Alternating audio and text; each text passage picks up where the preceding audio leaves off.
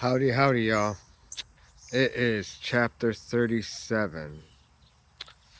Beyond pain and pleasure, there is bliss. So, yeah, obviously, I think if you've been a long time watcher of this series, you kind of know where that would make sense, right? And for those who are maybe new, the idea, yeah, it's just this is a big kind of concept within Maharaj's sort of thinking. It's like of going beyond opposites a lot of times in order to especially understand a deeper sense of who of the I am, of the witness, of the source, of all like of these things that really are beyond terms and beyond concept. This really, and it's really interesting in fact how he describes it even within this chapter. Um, for example, so the questioner at one point says, "All I know is that sometimes the mind works, and sometimes it stops. The experience of mental silence I call ambience of the mind." Maharaj, call it silence or void or ambience. The fact is that the three experiencer, experiencing, experience are not. In witnessing, in awareness, in self consciousness, the sense of being this or that is not. Unidentified being remains. Questioner, as a state of unconsciousness? Maharaj, with reference to anything, it is the opposite. It is also between and beyond all opposites. It is neither consciousness nor unconsciousness, nor midway, nor between the two. It is by itself, not with reference to anything which may be called experience or its absence.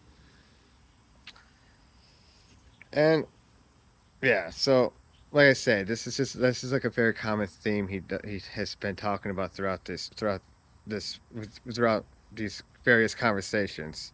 Um, there's a point that the questioner he made the questioner made a very interesting analogy.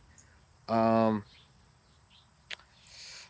he essentially they kind of go back and forth with these sort of analogies, and the one that really I found really interesting is that the questioner kind of used the analogy of like being if you were uh being born blind, like that you would be able to figure out that people have this thing called sight and whatnot, and using this as a metaphor with Maharaj, like I guess there is something he seems to be able to see or be able to comprehend because he's able to make all these claims and all these whatnot that he's not.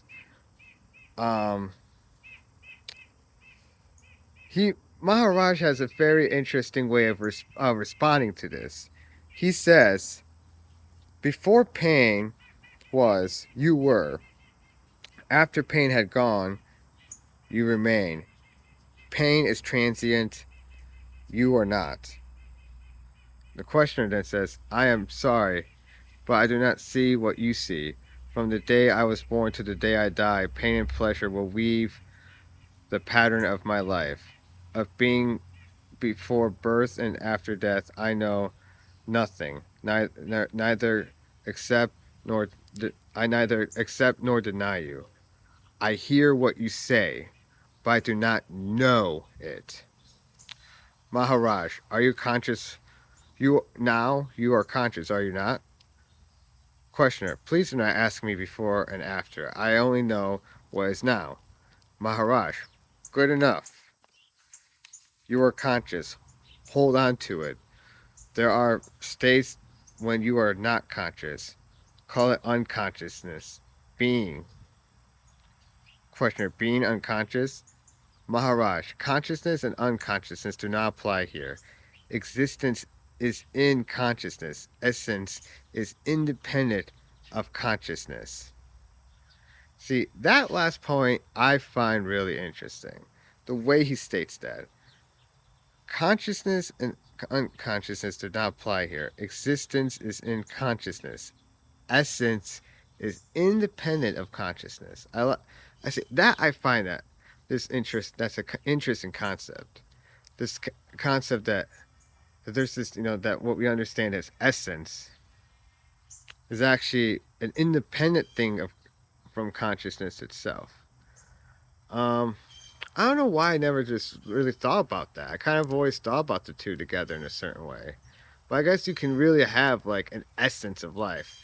Maybe, for example, maybe that's what you could explain like very simplistic life forms, like maybe like bacteria, maybe even insects, stuff of this nature, for example. Maybe that's what you could argue. That's a lot of what that's going on. It's like there's more of an essence going on. And maybe like with this panpsychism, it's not really consciousness per se, or it's more like essence. And that this thing that's consciousness is really a little, it's like another layer that's much more other ingredients putting together and stuff like that. So that's I thought just was a really interesting what he said there. Of course, the questioner instead he's just like, is it void? Is it silence? And I love how Maharaj is like, why elaborate? Being pervades and transcends consciousness. Objective consciousness is part of pure consciousness, not beyond it. And this, yeah, this one is, yeah.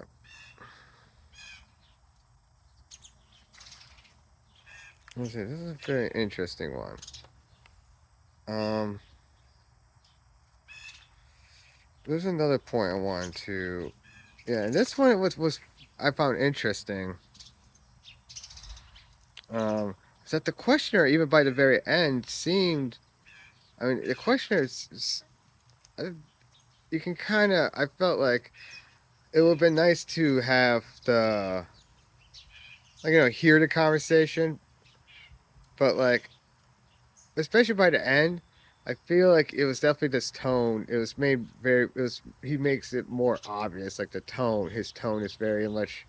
He's not. He's a bit skeptical because he says honestly I distrust this explaining everything as mind made.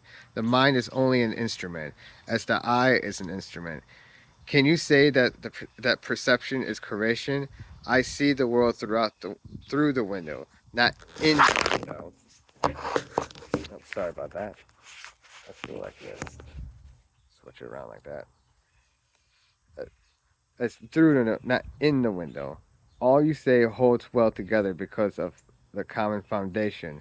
But I do not know whether your foundation is in reality or only in the mind. I can have only a mental picture of it. What it means to you, I do not know. Maharaj, as long as you take your stand in the mind, you will see me in the mind. Questioner, how inadequate words are for understanding.